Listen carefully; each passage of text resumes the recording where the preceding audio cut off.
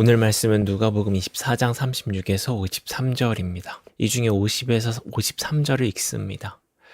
예수께서 그들을 데리고 베다니 앞까지 나가사 손을 들어 그들에게 축복하시더니 축복하실 때 그들을 떠나 하늘로 올려지시니 그들이 그에게 경배하고 큰 기쁨으로 예루살렘에 돌아가 성전에 있어 하나님을 찬송하니라. 오늘 읽은 본문은 누가복음 마지막에 해당합니다. 2달의 시간 동안 우리는 누가복음을 묵상하며 예수님의 탄생을 만나고 그의 사역을 하루하루 따라갔습니다. 예수님의 십자가의 죽음과 또 죽음을 이기신 부활을 함께하였습니다. 인간의 모습으로 이 땅에 오신 예수님, 비록 그의 육신의 삶은 짧았지만 예수의 삶은 그 어떤 삶보다 찬란히 빛났고 값진 희망을 남기셨습니다. 참 희망이자 소망이신 예수님의 생애를 많은 시간이 흐른 오늘에도 이 누가복음을 통해 생생히 마주할 수 있다는 사실이 참 감사합니다. 그럼 오늘 마지막 본문을 보겠습니다. 누가복음의 마지막은 부활하신 예수님이 제자들과 만나는 장면입니다. 제자들은 한 곳에 모여 있었고 그들은 예수님의 무기력한 십자가 죽음을 잊지 못한 채 두려워했습니다. 그래서일까요? 앞서 쓰여진 누가복음의 구절을 비추어 보면 몇몇 제자들을 통해 들려지는 예수님이 살아나셨다는 말은 기쁨보다 두려움으로, 의심으로 이들에게 다가왔습니다. 그러나 예수님은 두려움에 떨던 제자들에게 직접 보이십니다. 자신의 손과 발을 보이시며 죽음을 이기고 부활했음을 증명합니다. 자신들 앞에 서 있는 예수를 두 눈으로 보고 손으로 만지며 제자들은 함께 먹고 마셨던 하나님 나라를 말씀하셨던 또 소외된 자들에게 따뜻하게 다가가셨던 예수님의 모습들이 하나하나 되살아났을 것입니다. 과거 예수님과 함께한 기억은 두려움으로 얼어붙었던 제자들의 마음을 점점 기쁨으로 또 소망으로 녹아내렸을 것입니다. 물론 여전히 놀라는 제자들도 있었던 것으로 보입니다. 하지만 그들조차 예수님이 음식을 잡수시는 모습을 보며 부활을 확신합니다. 제자들은 자신의 모든 것을 버리고 따랐던 또 의지했던 예수님이 살아나셨으니 얼마나 기뻤을까요?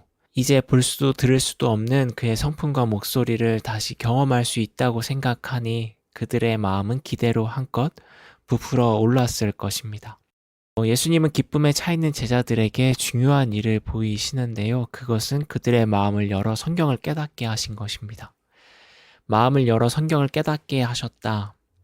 이 누가는 짧고 강력한 선언적인 표현을 통해 예수님이 성경을 여는 열쇠이자 중심임을 말합니다. 창조, 애굽의 탈출, 이스라엘에게 주신 율법, 그리고 예언자들의 선포, 이 모든 것이 예수의 사역에 비추어 보면 그 의미가 더욱 풍성해집니다. 예수님의 죽음과 부활로 성경을 조명하면 생명에 대한 하나님의 관심과 사랑을 보다 깊게 이해할 수 있습니다.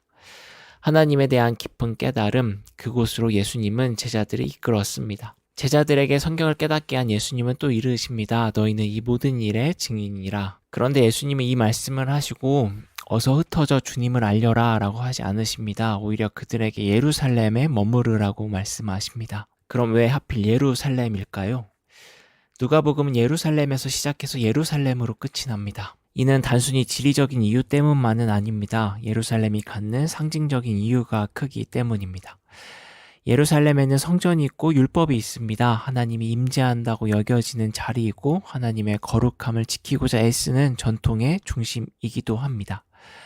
하지만 역설적으로 그 예루살렘은 하나님의 사랑이 무너진 자리이기도 합니다. 하나님의 사랑보다 정죄가 앞섰고 하나님을 경외하는 것보다 종교적 권위를 드높였습니다. 하나님의 아들인 예수님이 배척당하고 죽으셨습니다. 곧 하나님의 자비가 짓밟혔습니다. 그러나 예수님은 이 예루살렘을 시작으로 부활의 증인이 되라고 말씀하십니다.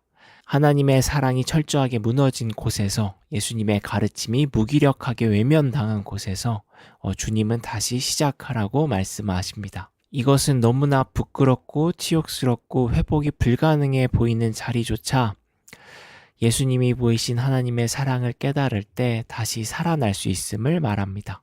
예수님의 사랑에는 희망을 되찾고 무너졌던 마음을 다시 복원하는 능력이 있음을 알려줍니다. 한편 제가 읽었던 누가복음의 마지막 세 구절은 예수님이 제자들을 떠나 하늘로 올려졌다고 기록합니다. 제자들은 다시 예수님과 헤어짐을 경험합니다. 그러나 이번엔 예수님의 십자가 죽음으로 헤어졌던 과거와는 다릅니다. 제자들은 슬퍼하거나 두려워하지 않습니다. 오히려 기뻐하며 예루살렘 성전에서 하나님을 찬송합니다. 그들이 따르고 의지할 예수님이 다시 그들을 떠났음에도 그들은 두려워하기보다는 기뻐합니다. 종교 지도자의 권위가 드높고 제자들에게 공포와 치욕의 장소였던 이 예루살렘에서 그들은 기쁘게 찬송합니다. 그들이 예수님 없이도 예루살렘에서 기뻐할 수 있었던 것은 비록 예수님이 그들 곁에 없다 하더라도 예수님의 사랑과 약속을 그들의 마음에 간직하면 주님이 보였던 아름다운 일을 자신들도 할 수 있다고 믿었기 때문이 아닐까 합니다. 또한 주님의 마음을 품었더니 죽음의 공포보다 부활의 기쁨이 그들이 서 있는 예루살렘에서 먼저 느껴졌기 때문이 아닐까 생각합니다. 우리 또한 예수로 인해 두려움이 기쁨으로 바뀌었던 제자들처럼 그분의 사랑과 능력이 우리 삶에 깊이 스며들기를 소망합니다.